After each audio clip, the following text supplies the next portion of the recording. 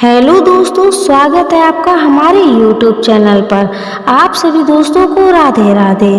तो दोस्तों, आज हम इस वीडियो में लेकर आए हैं गौतम बुद्ध की मोटिवेशनल स्टोरी का नाम है मन की बातें पढ़ने का रहस्य। तो दोस्तों, चलिए टाइम को वेस्ट न करते हुए स्टोरी को यानी कहानी को शुरू करते हैं। बहुत समय पहले मगध राज में एक साधु रहते थे। उनका एक ही सपना था, मैं मन की बातें पढ़ सकूं। वे सोचते थे, अगर मैं मन पढ़ लूं तो मैं जान जाऊंगा कौन मेरा शत्रु है और कौन मेरा मित्र। अगर मैं मन पढ़ सकूं तो दुनिया मुझे सम्मान देगी। अगर मैं मन पढ़ लूं तो मैं दूसरों को नियंत्रित कर सकूंगा। ये सोच उनके भीतर इतनी गहरी हो गई कि वे ध्यान तो करते थे, लेकिन ध्यान का उद्देश्य शांति नहीं था बल्कि शक्ति पाना था।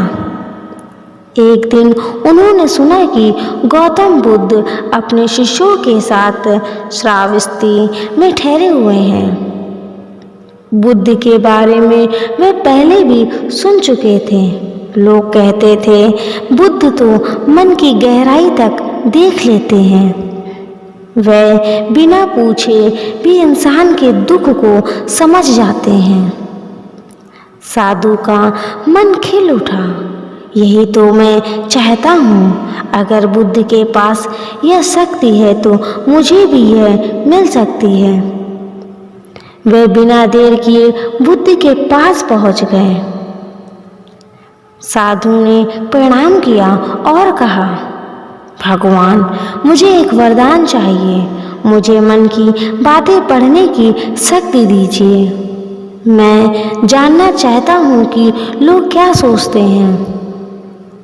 बुद्ध ने साधु को देखा।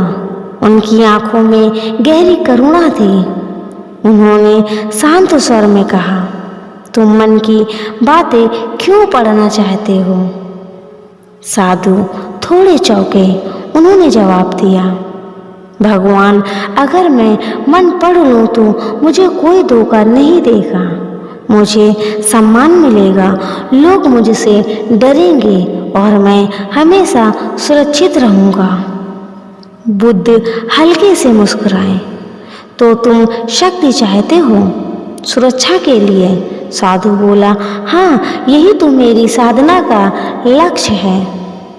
बुद्ध ने धीरे से पूछा, साधु, मान लो तुम किसी का मन पढ़ सकते हो।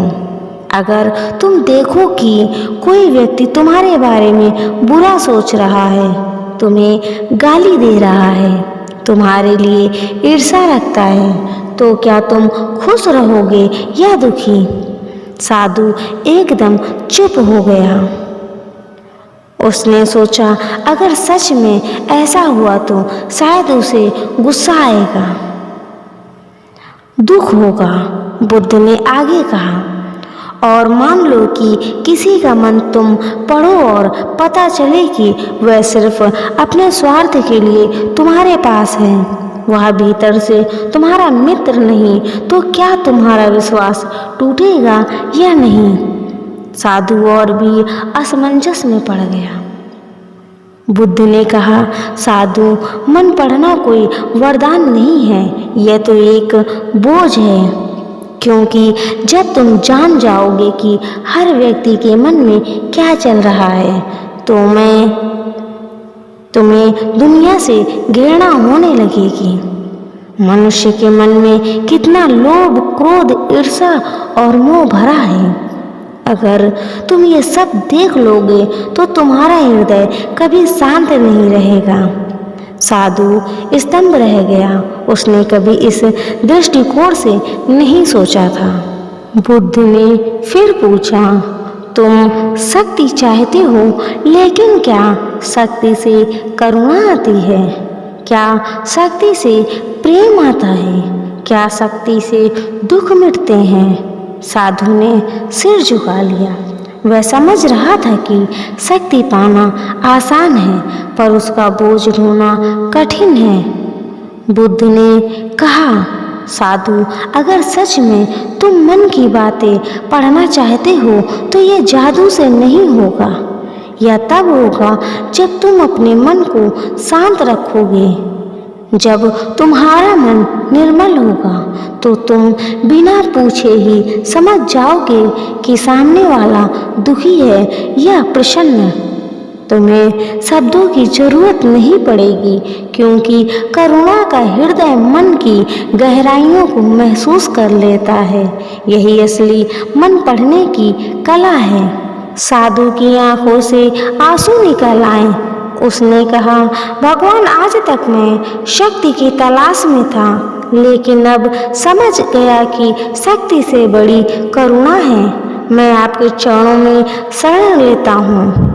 बुद्ध ने आशीर्वाद दिया और कहा, मन की बातें जाननी हो तो सबसे पहले अपने मन को जानो। जब तुम्हें अपने भीतर का सच दिखेगा तभी तुम दूसरों के मन को समझ सकोगे। साधु बुद्ध के चरणों में बैठ चुका था। उसका अहंकार धीरे धीरे टूट चुका था, लेकिन बुद्ध जानते थे मन से वर्षों की गहराई में बैठी इच्छाएं इतनी जल्दी खत्म नहीं होती। इसीलिए उन्होंने उसे और उनके शिष्यों को एक कथा सुनाई। बुद्ध बोले, सुनो साधु और तुम सब भी शिष्यगण, मैं तुम्हें एक उदाहरण देता हूँ। मान लो तुम्हारे पास एक बीज है। तुम उसे जमीन पर फेंकते हो। अगर जमीन पथरीली है तो बीज कभी अंकुर नहीं होगा। अगर जमीन उपजाऊ है तो बीज पेड़ बन जाएगा। इसी तरह जब तुम किसी से मिलते हो तो उसके शब्द बीज हैं, लेकिन तुम किस मन में उन्हें ग्रहण करते हो ये तुम्हारे अंदर की मिट्टी पर निर्भर करता है। अगर तुम्हारा मन क्रोध से भरा है तो तुम हर शब्द को अपमान समझोगे। अगर तुम्हारा मन करुणा से भरा है तो तुम वही शब्द समझोगे कि सामने वाला दुखी है और मदद चाहता है। साधु ध्यान से सुन रहा था। बुद्ध ने आगे कहा, मन पढ़ने का पहला रहस्य है धैर्य। बहुत बार लोग तुरंत प्रतिक्रिया देते हैं। कोई गाली दे तो तुरंत गुस्सा, कोई बुरा बोले तो तुरंत दुख, कोई प्रशंसा करे तो तुरंत गर्व। लेकिन जो साधक धैर्य रखता है वह तुरंत प्रतिक्रिया नहीं देता। वह चुप रहता है, सुनता है और समझने की कोशिश करता है। यही धैर्य धीरे धीरे उसे यह जानने में सक्षम बनाता है कि सामने वाला असल में क्या कहना चाहता है, क्या महसूस कर रहा है। इतने में पास के गांव का एक किसान बुद्ध से मिलने आया। उसका चेहरा उदास था और आंखों से आंसू बह रहे थे। उसने कहा, भगवान, मेरा जीवन बर्बाद हो गया है। मैंने खेत में फसल बोई थी, बारिश ना आई तो सब सूख गया। घर में खाने को कुछ भी नहीं है। मेरे बच्चे भूखे हैं, मैं क्या करूं? वह जोर जोर से रोने लगा। साधु के मन में पहला विचार आया, ये तो बहुत नकारात्मक व्यक्ति है। यह सिर्फ दुख की बातें करता है। लेकिन बुद्ध चुपचाप किसान को देखते रहे। उनकी आंखों में करुणा थी। उन्होंने कहा, भाई, तुम्हारे शब्दों में दुख है, लेकिन मैं तुम्हारे आंसुओं के पीछे प्रेम भी देखता हूँ। तुम रो रहे हो क्योंकि तुम अपने बच्चों से प्रेम करते हो। तुम परेशान हो क्योंकि तुम्हारे परिवार के प्रति तुम्हारी जिम्मेदारी गहरी है। दुख के पीछे प्रेम छुपा है और प्रेम ही सबसे बड़ी शक्ति है। किसान ने सिर उठाया। उसके आंसू अब हल्के हो चुके थे। उसने पहली बार किसी ने उसके भीतर की सच्चाई को समझा। वह बोला, भगवान, आपने सही कहा। मैं सच में अपने बच्चों के लिए रो रहा था। कोई यह बात समझ नहीं पाया। साधु यह देखकर चौंक गया। उसे लगा, मैंने तो इस आदमी को नकारात्मक समझा, पर बुद्ध ने उसके शब्दों के पीछे छिपे भाव को पढ़ लिया। यही तो मन पढ़ना है। बुद्ध बोले, मन पढ़ने का दूसरा रहस्य है करुणा। जब तुम किसी के शब्द सुनो तो सिर्फ शब्द मत देखो, उसके पीछे का दर्द देखो, उसके भीतर का प्रेम देखो। अगर तुम्हारे भीतर करुणा है तो तुम बिना जादू के भी लोगों का मन पढ़ लोगे, क्योंकि करुणा हृदय को साफ कर देती है और साफ हृदय दूसरों की भावनाएं पकड़ लेता है। बुद्ध ने एक और कथा सुनाई। एक बार एक व्यापारी मेरे पास आया। वह बहुत गुस्से में था। उसने मुझे कठोर शब्द कहे, तुम लोग समाज को बिगाड़ रहे हो, लोग काम छोड़कर तुम्हारे पीछे घूमते हैं। मेरे शिष्यों को गुस्सा आया, पर मैंने शांत होकर उससे पूछा, भाई तुम इतने क्रोध क्यों हो? वह चुप हो गया। फिर उसकी आंखों से आंसू निकल पड़े। उसने कहा, भगवान, मेरे बेटे ने सब कुछ छोड़ दिया है और आपके साथ भिक्षु बन गया है। मैं अकेला पड़ गया हूँ। मेरा गुस्सा आप पर नहीं है, मेरे अकेलेपन पर है। तुम देखो, अगर मैं उसके गुस्से को ही सच मान लेता तो कभी उसकी पीड़ा को न समझ पाता, लेकिन करुणा से मैंने उसका असली मन पढ़ लिया। साधु अब समझ चुका था। उसने सोचा, सच में मैं तो केवल शक्ति चाहता था, लेकिन बुद्ध की शिक्षा दिखाती है कि असली शक्ति करुणा है। अगर करुणा हो तो बिना शब्दों के भी सामने वाले की आत्मा को समझ सकते हैं। बुद्ध के उपदेश सुनकर साधु अब बहुत बदल चुका था। उसने समझ लिया था कि असली मन पढ़ना कोई जादुई शक्ति नहीं है, बल्कि धैर्य और करुणा से पैदा होने वाली संवेदनशीलता है। लेकिन फिर भी उसके मन में एक सवाल बाकी था। उसने पूछा, भगवान, आपने कहा कि धैर्य और करुणा से हम दूसरों के मन को समझ सकते हैं, पर क्या ये पर्याप्त है? क्या कोई व्यक्ति सच में पूरी तरह किसी और का मन जान सकता है? बुद्ध मुस्कुराए। उन्होंने कहा, साधु, दूसरों का मन जानने से पहले तुम्हें अपने मन को जानना होगा। जब तुम अपने भीतर की गहराई को नहीं समझते, तब तुम दूसरों की गहराई को भी नहीं समझ सकते। बुद्ध ने शिष्यों को पास बैठाया और बोले, मन एक झील की तरह है। अगर झील का पानी गंदा है तो उसमें चांद का प्रतिबिंब भी धुंधला दिखाई देता है। अगर झील शांत और निर्मल है तो वही चांद साफ साफ दिखाई देता है। तुम्हारा मन अगर क्रोध, लोभ, ईर्ष्या और भय से भरा है तो तुम सामने वाले को साफ नहीं देख पाओगे। लेकिन अगर तुम्हारा मन शांत और निर्मल है तो तुम न केवल खुद को बल्कि सामने वाले को भी स्पष्ट समझ सकोगे। इसी समय बुद्ध की प्रिय शिष्य आनंद ने पूछा, भगवान, आपने कहा कि हमें अपने मन को देखना चाहिए, लेकिन मन तो लगातार दौड़ता है, कभी अतीत में कभी भविष्य में। उसे कैसे समझा जाए? बुद्ध ने उत्तर दिया, आनंद, मन को पकड़ने की कोशिश मत करो। उसे देखो जैसे कोई बादल आसमान में आता जाता है।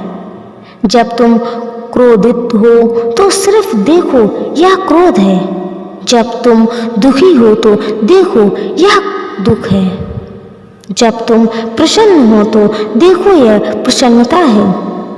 जैसे ही तुम देखना सीख जाओगे, तुम अपने मन को समझने लगोगे, और जब तुम अपने मन को समझ लोगे तभी तुम दूसरे के मन को सच में जान सकोगे। बुद्ध ने साधु की ओर देखा और कहा, साधु, अब मैं तुम्हारी परीक्षा लूंगा। यहाँ बैठा ये बालक, उन्होंने एक छोटे भिक्षु की ओर इशारा किया, अभी कुछ सोच रहा है। तुम उसकी आंखों में देखो और बताओ कि क्या महसूस कर रहा है। साधु ने ध्यान लगाया। उसने बालक की ओर आंखों में झांका, लेकिन कुछ स्पष्ट नहीं दिखा। पहले उसे लगा कि शायद बालक प्रसन्न है, फिर लगा कि वह दुखी है। मन बार बार उलझता रहा। साधु ने सिर झुका लिया और कहा, भगवान मैं असफल रहा। मैं नहीं जान पाया कि बालक क्या सोच रहा है। बुद्ध ने मुस्कुराकर कहा, यही तुम्हारी असफलता नहीं, तुम्हारे मन का दर्पण है। तुम्हारे भीतर अभी भी चाहत है सफल होने की, सिद्ध होने की। यही चाहत तुम्हें भ्रमित कर रही है। जब मन शांत होगा तब तुम बिना प्रयास किए ही दूसरों के भाव समझ सकोगे। तभी वह छोटा भिक्षुक मुस्कुराया और बोला, भगवान जब साधु मुझे देख रहे थे तब मैं सोच रहा था कि काश ये साधु दुख से मुक्त हो जाए। मुझे इनके लिए करुणा महसूस हो रही थी। साधु ये सुनकर काँप गया।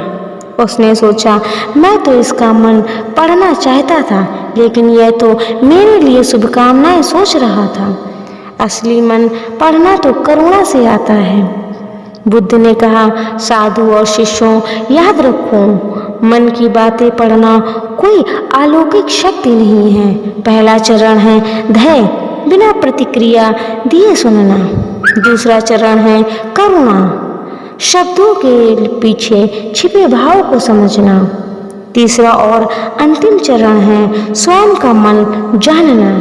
जब तुम अपने मन की चालाकियां, इच्छाओं और भय को समझ लोगे, तभी तुम सच में दूसरों को समझ पाओगे। अगर तुम अपना मन जीत लोगे तो यह दुनिया तुम्हारे सामने खुली किताब की तरह हो जाएगी और तब तुम्हें किसी के मन को पढ़ने की जरूरत ही नहीं होगी, क्योंकि तुम हर जगह केवल करुणा, प्रेम और सत्य ही देखोगे। साधु बुद्ध के चरणों में गिर पड़ा। उसकी आंखों में आंसू बह रहे थे। उसने कहा, भगवान आज मैंने समझ लिया कि मन पढ़ने की असली शक्ति बाहर नहीं बल्कि भीतर है। मैं आज से अपने मन को जानने की साधना करूँगा। अब मुझे कोई जादू नहीं चाहिए। अब मैं केवल सत्य, धैर्य और करुणा चाहता हूँ। बुद्ध ने आशीर्वाद दिया और कहा, यही असली ज्ञान, यही है मन की बातें पढ़ने का रहस्य। असली मन पढ़ने की कला अपने मन को समझने से शुरू होती है। जब मन शांत होता है तभी हम दूसरे के भाव सही तरह से देख पाते हैं।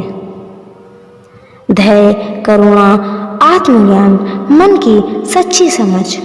दूसरों के मन को पढ़ना नियंत्रण के लिए नहीं, करुणा के लिए होनी चाहिए। दोस्तों, ये कहानी कैसी लगी? अगर ये वीडियो अच्छी लगी हो तो वीडियो को लाइक करें, चैनल को सब्सक्राइब कर लें ताकि इसी तरह की और प्रेरणादायक कहानी आप तक पहुंच सकें। दोस्तों, मिलते हैं एक नई कहानी के साथ। तब तक के लिए आप सभी दोस्तों को राधे राधे।